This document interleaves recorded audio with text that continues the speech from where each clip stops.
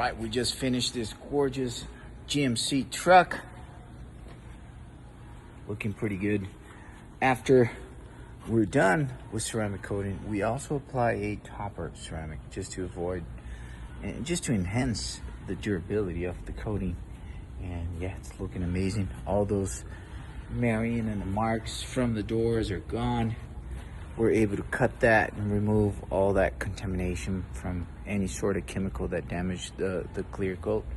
But it's good, nice and shiny, ready to rock the roads of Boulder and have some fun in the outdoor. EcoSteam Boulder. All right, now the water test.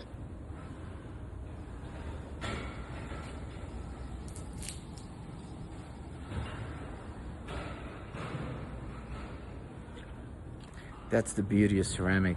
It will repel water, so no dust or no dirt will get the car dirty so quick.